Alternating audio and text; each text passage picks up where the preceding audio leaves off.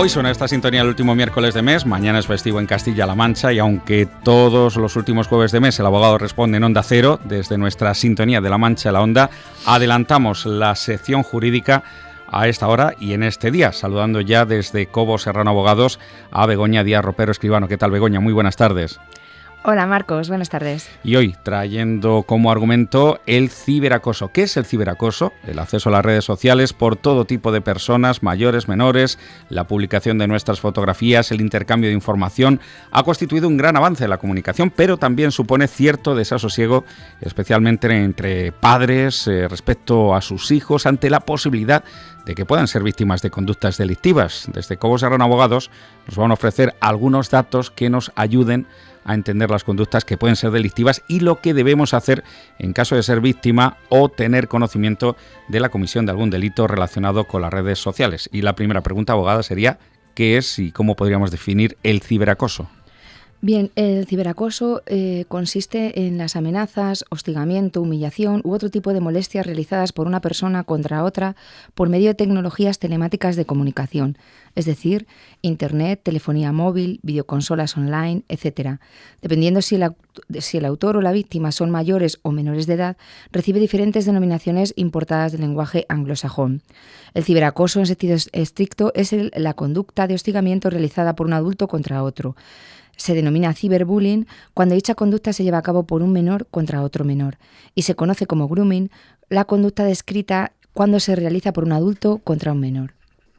¿Cómo podemos probar la existencia del ciberacoso? ¿Cuáles son las pruebas necesarias para poder interponer una denuncia o en definitiva, luchar contra él?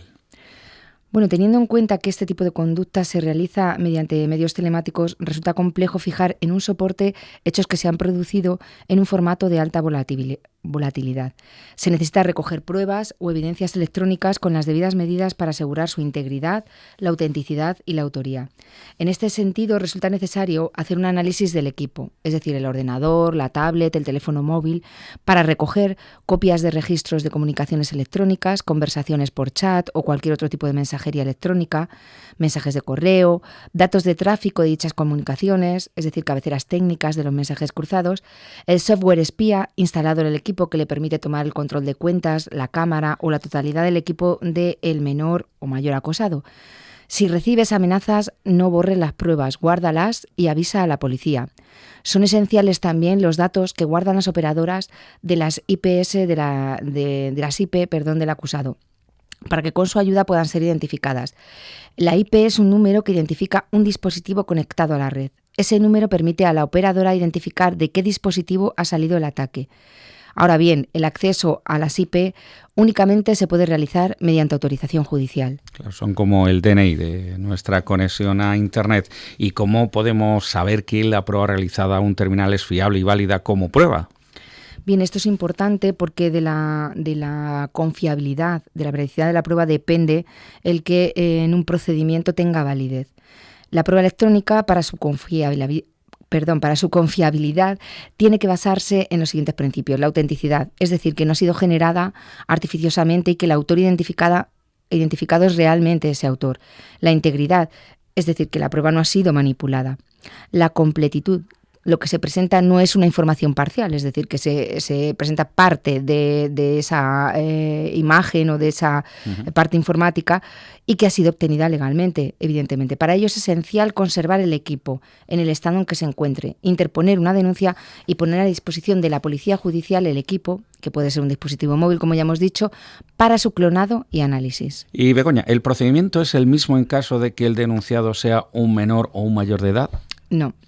Respecto a los mayores de edad, es decir, a partir de 18 años, tras la denuncia se tramitan diligencias previas en las que se investiga por el juez de instrucción la realidad de los hechos denunciados mediante práctica de pruebas que proponen las partes. Estas partes son el Ministerio Fiscal, el denunciante y el denunciado.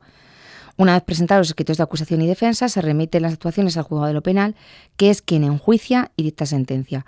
A lo largo del procedimiento, y en el caso de que la víctima sea un menor, en caso de grooming, se deben adoptar las siguientes medidas en garantía del menor. A lo largo de todo el procedimiento, ¿bien? La separación física completa entre el menor y el agresor, tanto en dependencias policiales como judiciales. Se procurará evitar por los órganos judiciales la repetición de comparecencias del menor. Las declaraciones del menor se deben realizar en lugares habilitados al efecto, distintos de los lugares habituales y sobre todo de las salas de vistas, y pueden utilizarse elementos técnicos tales como circuitos cerrados de televisión, videoconferencia, y finalmente las preguntas al menor se reformularán por el juez de modo que se adecúen al nivel comprensivo del menor y que en ningún caso supongan una vía de intimidación o coacción. Estamos analizando cómo se desarrollaría todo un proceso desde el prisma de las víctimas, pero ¿qué ocurre cuando el autor es un menor de edad? ¿Cuál es el procedimiento? La responsabilidad penal del menor se rige por la Ley 5/2000, que tiene un procedimiento especial y diferente del expuesto anteriormente, así como contempla medidas y no penas. De modo que cuando el autor es un menor de 18 años, es el fiscal el que tiene la competencia para iniciar o no un expediente de reforma. Y si lo inicia, es también el fiscal el que tiene la labor de instruirlo, tomando declaraciones, reuniendo pruebas, etc. El fiscal, lógicamente, es quien recibe la denuncia y, si la admite, abre esa fase de investigación. Los objetivos de esta fase son completar la obtención de pruebas para formalizar acusación contra el menor a través de un escrito de alegaciones y pedir la celebración de audiencia ante el juez de menores, para solicitar la imposición de una o varias medidas al menor responsable y, en su caso, una indemnización a la víctima, de la que responden solidariamente sus padres. Si el hecho es grave, las medidas que se pueden solicitar van desde el internamiento en centro en régimen cerrado, semiabierto o abierto o libertad vigilada, actividades socioeducativas, prestaciones en beneficio de la comunidad, alejamiento de la víctima y otras que se contemplan en la ley del menor. Durante la fase de instrucción también se pueden adoptar por el juez de menores medidas cautelares tales como el internamiento del expedientado, la libertad vigilada, el alejamiento respecto de la víctima o la medida de convivencia con un grupo educativo. Finalmente, quiero resaltar que hay que tener en cuenta que los menores pueden tener responsabilidad penal a partir de los 14 años.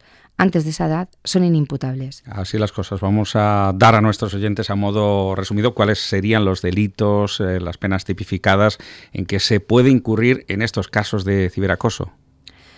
Bien, los delitos son comunes tanto para los mayores como para los menores, no como los procedimientos. Bien, lo que no es igual son las penas o medidas. Yo voy a hablar de la pena abstracta que corresponde a cada delito, pero recuerdo que en el caso de los menores, estas penas se transforman en las medidas que se contemplan en la ley del menor.